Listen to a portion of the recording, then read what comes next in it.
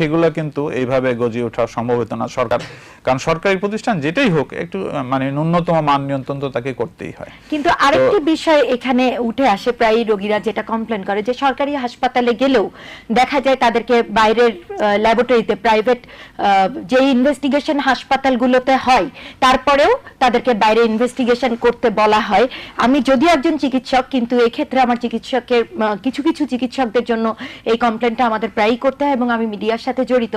রোগীরা কমপ্লেন করে ডাক্তারদের একটা ভূমিকা থাকে, অর্থাৎ শেয়ারের ব্যাপার থাকে, কমিশনের ব্যাপার থাকে, যে ইনভেস্টিগেশনগুলো তার হাসপাতালে হয়, সরকারি হাসপাতালগুলোতে হয়, বাট সেগুলো সেখানে না করতে দিয়ে তাকে বাইরের কোনো ছোটখাটো মানসম্মত না এমন কোন জায়গা থেকে ইনভেস্টিগেশন করতে বলা হচ্ছে। না, বাস্তবতাকে অস্বীকার করা যাবে না। আমরা কেউই বাস্তবতার বাইরে নই, এগুলা ঘটে না, ঢালাওভাবে অস্বীকারও করব না। কিন্তু কথা হলো যে এই কথাগুলো আমরা শুধু বললে হবে না, এই ঘটনাটা না ঘটে সেজন্য যেটা বলা, একটা মেডিকেল অডিট বলে একটা শব্দ আমরা ইদানিং করে পপুলারাইজ করার চেষ্টা করি। বিশেষত আমি আমার ছাত্রদেরকে, যারা ভবিষ্যতে দেশে চিকিৎসক হবে, বিশেষজ্ঞ চিকিৎসক, মেডিকেল অডিট হলো যে এক ধরনের জবাবদিহিতা, যে একটা রোগীকে আমি ইনভেস্টিগেশনগুলো লিখছি, ঠিক আছে, আমাদের রেজিস্টার বা হাসপাতালে, তাকে মাসান্তে প্রমাণ মানে বোঝাতে হবে যে সে ইনভেস্টিগেশনগুলো কেন দিয়েছিল প্রথমত। দ্বিতীয়ত ছিল যে এটি জাস্টিফাইড কিনা, তার যিনি ঊর্ধ্বতন যিনি, ওনাকে বোঝাতে হবে যে এটা জাস্টিফাইড ছিল কিনা। আচ্ছা, যদি জাস্টিফাইড না হয় তাহলে তাকে সে জায়গায় সে কারেকশন করে নেবে, পরবর্তীতে ভুলটা তার হবে না। আর আমাদের দেশগুলোতে মেডিকেল অডিট আরো একটা সেক্টর যোগ করতে হবে, যে তুমি ইনভেস্টিগেশনটা কেন বাইরে দিয়েছো, বা এই যে যিনি চিকিৎসক বাইরে দিয়েছেন উনি কি কারণে দিয়েছেন। মানে অনেক সময় হয় কি একটা টেস্ট আরেকবার রিকনফার্ম দরকার লাগতে পারে, কিন্তু দ্যাট মাস্ট বি জাস্টিফাইড। এটা ঢালাওভাবে হবে আর আমরা মানে কমিশনের বদনামের ভাগী হব, বা সত্যিকার অর্থে কমিশন বা সব চিকিৎসককে এটা হবে, এটা আসলে এক দুজনের। এটা আসলে প্রশাসনিক কর্তৃপক্ষ যারা, তারা এই জিনিসটি মেডিকেল অডিটকে যদি ইন্ট্রোডিউস করে, এটা আমার ধারণা খুব সহজেই। আর মানে সরকারি ভাবে যদি এই যে 50% কমিশনের ব্যাপারটা না থাকতো, এটা কি এমন কোন ভূমিকা নেওয়া যায় যে যে ক্ষেত্রে কমিশন বা ডিসকাউন্টটা আমাদের রোগীরাই পাবে? আচ্ছা, এই যে মানে যে জিনিসটা, যে সরকারি হাসপাতালে যে চিকিৎসা বাবদ মানে সরকারি প্যাথোলজিক্যাল না, সরকারি ভাবে কিন্তু স্বীকৃত ছিল যে প্যাথোলজিক্যাল যে টেস্ট হবে তার 50% পাবেন হলো যিনি প্যাথোলজিস্ট এবং যার তার স্টাফ ইনসেনটিভ হিসেবে। এটা দীর্ঘদিন থেকে পাকিস্তান আমল থেকে আসে। এখন এই ইনসেনটিভটাকে দেওয়া হতো যেহেতু আমি ছিলেন মূলত একজন শিক্ষক এবং ওইখানে পার্ট টাইম ল্যাবরেটরিতে কাজ করতেন হাসপাতালের রোগীদের, সেই বিবেচনায় যে এটা তার মূল দায়িত্ব না, মূল দায়িত্বের পাশাপাশি আরেকটি বাড়তি দায়িত্ব বলে তাকে সেই ইনসেনটিভটা দেওয়া হতো। দুইটা কারণ, একটা হলো যে উনি যেন এটাতে উপকৃত হন, আর দ্বিতীয় যেন ওনার এই গুণগত মানটা যেন অক্ষুণ্ণ থাকে। আমি কিন্তু এটার এখনো পক্ষে, কারণ হয় কি পৃথিবীটা এরকমই, আপনি আসলে দেনা নেওয়ার ব্যাপার। এখন এতে জনগণ কতটুকু উপকৃত হয়, এটা যদি মনে করেন যে আমার ইনসেন্টিভ দেওয়ার পরও যদি আমি বলি, বঙ্গবন্ধুর এক্সাম্পল বলি, সেখানে যারা প্যাথোলজিস্ট তারা ইনসেন্টিভ পান, কিন্তু তারপরও তার যে প্যাথোলজিক্যাল যে টেস্ট, তার যে মূল্য, সেটি বাজারে যে সমস্ত বড় বড় ল্যাবরেটরি, প্রতিষ্ঠিত ল্যাবরেটরি আছে তাদের প্রায় অর্ধেক। এতেও কিন্তু আমি জনগণকে এক ধরনের বেনিফিট দিচ্ছি, যে ওনারা অনেক স্বল্প মূল্যে এই টেস্টগুলো পাচ্ছেন এবং মানসম্মত টেস্ট পাচ্ছেন। তো সুতরাং আমি এটা নিয়ে ডিবেট থাকতে পারে যে এটা তার স্বাভাবিক দায়িত্বের কারণে করবেন, তারপরেও কেন ইনসেন্টিভ পাবেন।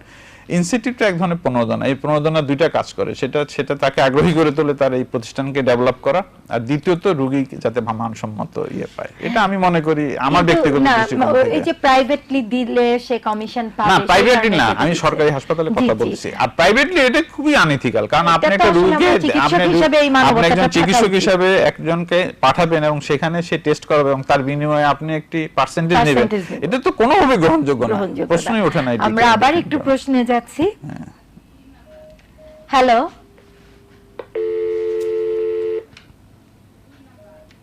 হ্যালো, ওয়ালাইকুম আসসালাম, জি বলুন। হ্যালো, বলুন, আমরা শুনতে পাচ্ছি।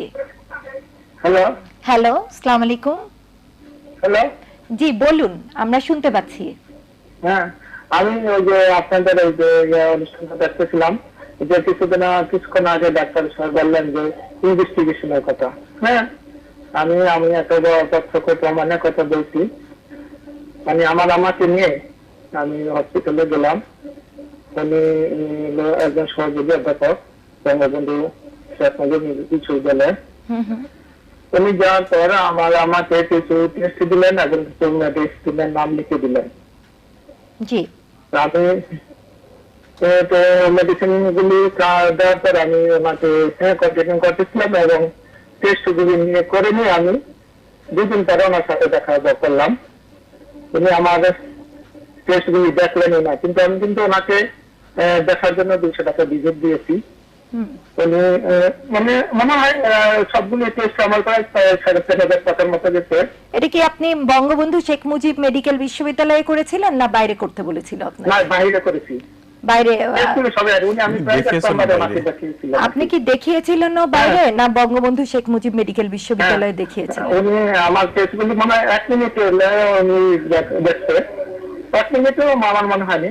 আমি বললাম, স্যার আপনি তো এগুলি ঠিক মতো দেখলেনই না, তারপর কোনো ওষুধও চেঞ্জ করলেন না, তাহলে আমাকে কেন করালেন? হ্যাঁ, উনি আমাকে কোনো কথা বলার জবাব দেন না। এমন একটা সিচুয়েশন আমার মনে হয় যে আমাকে উনি গাড়ি ধরে বাড়ি করে দিবেন। এবং আমি ডাক্তারের নামও আছে আমার কাছে, এবং কোথায় গেছে আমি সকালে বলতে পারি। আপনি কি মানে হাসপাতালে দেখিয়েছিলেন না চেম্বারে দেখিয়েছিলেন? আপনি চেম্বারে দেখিয়েছিলেন না হাসপাতালে দেখিয়েছিলেন? না, চেম্বারে দেখিয়েছিলাম।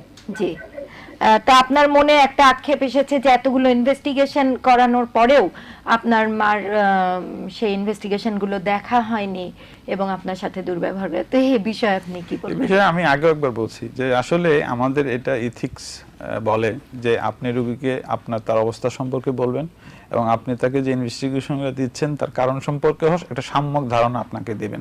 এটি রোগী হিসেবে এটি তার অধিকার, এবং এই অধিকারটি আমাদের দেশে চিকিৎসা এখনো মানে প্রতিষ্ঠিত হয়নি।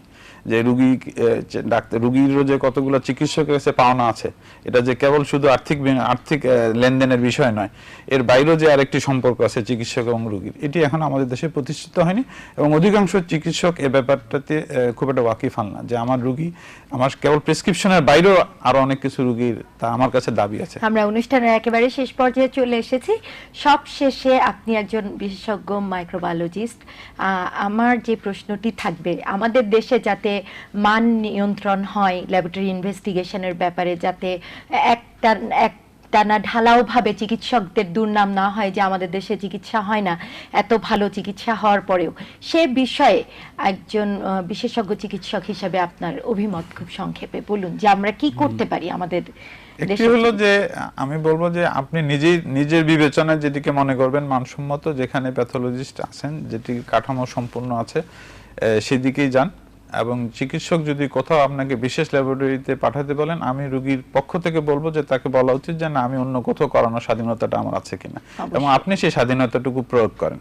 তাহলেই কিন্তু আমরা এই যে একটি অনৈতিক লেনদেন এর থেকে উঠে আসতে পারবো। আমার ব্যক্তিগত ধারণা সেটা রোগীরা সচেতন হতে হবে এবং চিকিৎসকরা অবশ্যই সতর্ক হতে হবে এই ব্যাপারটি, কারণ এটি নিয়ে সমাজে এত আলোচনা হয় যার দায় আমাদের ঘাড়ে চাপে, কিন্তু সব চিকিৎসক হয়তো এর জন্য দায়ী না। এবং পাশাপাশি রোগীরাও যদি এই ব্যাপারে সতর্ক হন, সচেতন হন, আমরা ধারণা এই জায়গা থেকে আমরা একটু মুক্তি পেতে পারি। প্রফেসর ডাক্তার আহমেদ আবু সালে, আপনার অনেক ব্যস্ততার মাঝেও আমাদের গ্লোব ফার্মাসিউটিক্যাল সুস্থ থাকুন অনুষ্ঠানে একটি সম্পূর্ণ ভিন্নধর্মী টপিকসের উপরে কথা বলেছেন। গ্লোব ফার্মাসিউটিক্যাল সুস্থ থাকুনের পক্ষ থেকে এবং এটিএন বাংলার অগণিত দর্শক শ্রোতাদের পক্ষ থেকে আপনাকে অসংখ্য ধন্যবাদ। আপনাকে ধন্যবাদ, কারণ এটি আসলে বহুল আলোচিত সমাজ একটি বিষয় এবং এটি নিয়ে আরো আলোচনা হওয়া উচিত, তাহলে হয়তো আপনার দর্শকরা আরেকটু সচেতন হবে। ধন্যবাদ। আর প্রিয় দর্শক শ্রোতা, আজকের এই অনুষ্ঠানটির মাধ্যমে আপনারা এতটুকু উপকৃত হলেই হব আমরা সার্থক। আগামী অনুষ্ঠানে আমরা আলোচনা করব মহিলাদের বিভিন্ন সমস্যা নিয়ে। স্টুডিওতে উপস্থিত থাকবেন বাংলাদেশের বিশিষ্ট গাইনোকোলজিস্ট, জাতীয় অধ্যাপক প্রফেসর ডাক্তার শাহলা খাতুন। আজ এ পর্যন্তই। সবাই ভালো থাকুন, সুস্থ থাকুন, এই প্রত্যাশা আমি ডক্টর সুইটি এখানে বিদায় নিচ্ছি। আল্লাহ হাফেজ।